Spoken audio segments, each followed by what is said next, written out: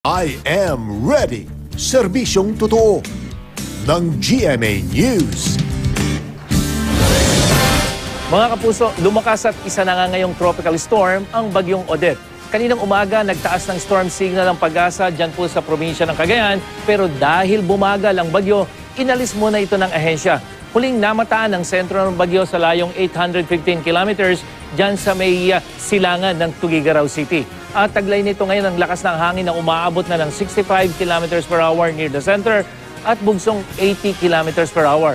Sa forecast track ng Pag-asa, may posibilidad pa rin na tumama sa extreme northern Luzon ang sentro ng bagyong si Odette. At posible rin itong lumakas at maging isang typhoon base naman sa track ng Weather Central. At dahil nga pinapalakas ng bagyo ang hanging habagat, asahan na ang katamtaman hanggang minsay malakas na pagulan dyan po sa mga probinsya ng Zambales, Bataan, Cavite, Batangas at Mindoro. Kanina hindi kalakasan ng mga pagulan kumpara kahapon dahil po yan sa tinatawag na call on neutral area na sa bahagi po ng mainland Luzon. At sa wind map nga ng Weather Central, makikita na mayroon pang isang tropical depression of circulation dito sa may West Philippine Sea pero nasa labas po yan ng Philippine Area of Responsibility. At hinahatak ng bagyong ito yung hanging habagat na dapat ay nagdadala ng pagulan dito sa ating kaya po walang masyadong ulan mga kapuso.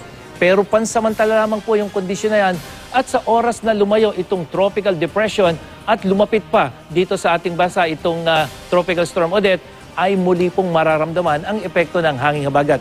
Samantala sa datos ng Weather Central, asahan ang mahina hanggang katamtamang pagulan dito sa Central at Southern Luzon bukas at kabilang na nga po ang Metro Manila pero malaki pa rin ang posibilidad na may mabuong thunderstorm lalong-lalo na pagdating ng hapon hanggang sa gabi. Mahina hanggang katamtamang pagulan din ang inaasahan sa Visayas pero yung western section po kasama na rin itong central section ang magiging mas maulap at maulan. Bahagyang magiging maulap at may mahinang pagulan naman sa malaking bahagi ng Mindanao, lalong-lalo na dito sa may Zamboanga Peninsula at dyan po sa may Soc-Sargen region na magiging mas maulan. Itinaas naman ng Pag-asa ang gale warning dyan sa seaboards of Mindoro and Palawan. Kaya pinag-iingat po yung mga maliliit na sasakyang pandagat sa mga baybaying ito. At yan ang ating ulat panahon. Ako po si Nathaniel Cruz para sa I Am Ready, Serbisyong Totoo ng GMA News.